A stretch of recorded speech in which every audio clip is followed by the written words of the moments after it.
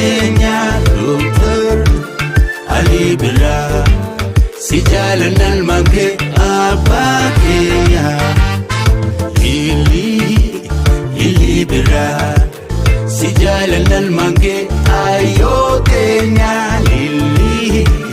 Lili Birraa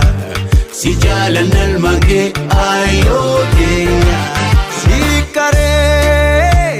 sagalee koo na barsiistee seenaa koo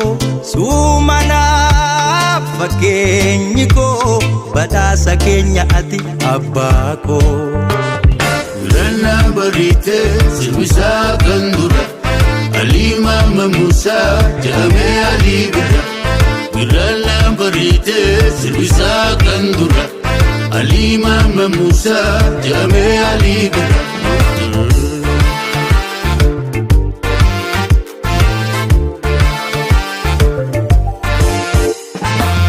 Yaadan yaade galee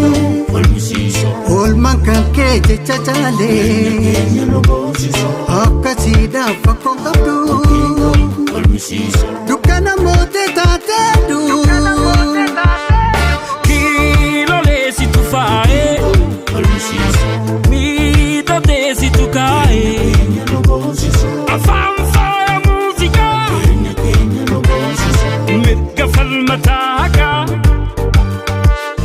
Afaan faaya muuziqaa Mirga falmataa haqaa Mirgoo gaafa rakkoo ibsa dukkaana gumbii bareeda uumaa badhaasa rabbii Jechi keemiyaawwan soora dhiyaana qalbii bareeda uumaa birra badhaasa rabbii Bareeda uumaa birra badhaasa rabbii Galaata uumaa birra badhaasa rabbii Karaan cufaan sofaan diriiree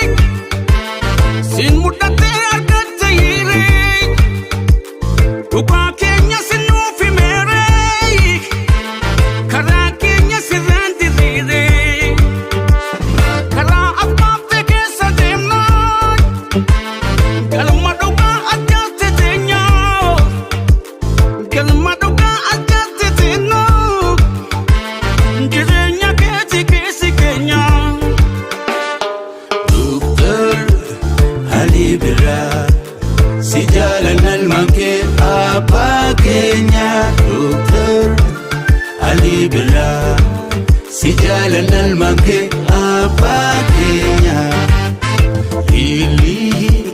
Lili Birraa si jaalanna ilmaan kee ayyoo keenya Lili Birraa si jaalanna ilmaan kee ayyoo keenya Afran kaloo biiftuun baatee dukkana meeqa kophaa mootee jaalalaaf kottee tulluu jibbansaa facaasarra kunoo sanyiisaa Afran kaloo biiftuun baatee dukkana meeqa kophaa mootee jaalalaaf kottee tulluu jibbansaa facaasarra kunoo sanyiisaa